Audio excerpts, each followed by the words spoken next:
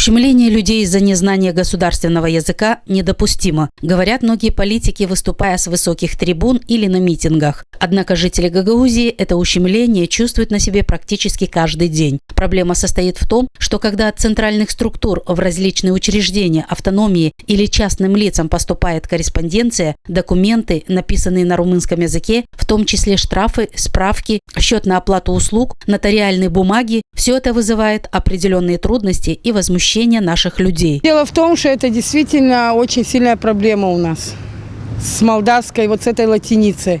Дело в том, что даже вот с теми же банками, где нам пишут смс-ки, что пришли, так, допустим, даже те же самые детские пособия. Я ничего не могу понять, там все на латинице.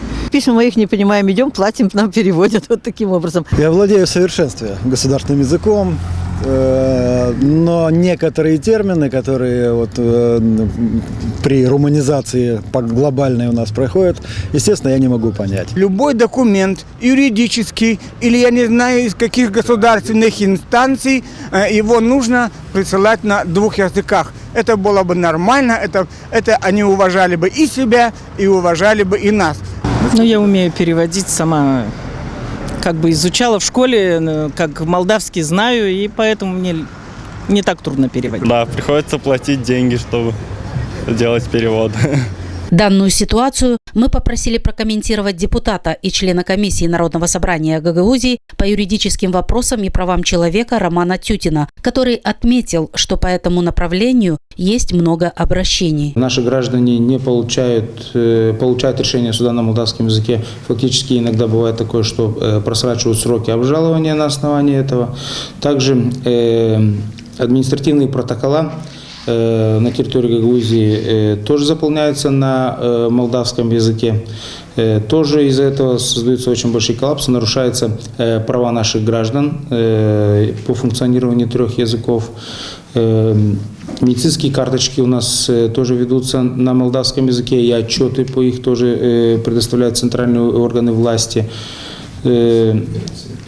Рецепты выдаются тоже на молдавском языке. То есть даже чеки, о чем говорит, даже чеки в кассах по бытовым нуждам тоже выдаются на молдавском языке. То есть человек фактически по чеку не может проверить, что он по факту купил. Просто он не понимает этого языка.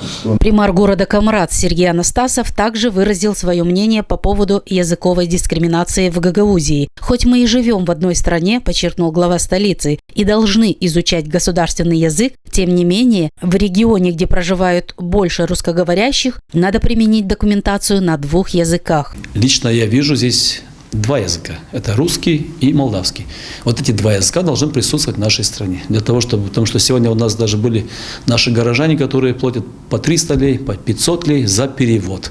Но вы меня извините, когда пенсионер получает 500 лей пенсии, он платит за перевод 300-500 лей от того, что ему это нужно для суда, для каких-то бумаг, справок. Это, конечно, когда этот пенсионер выучит государственный язык.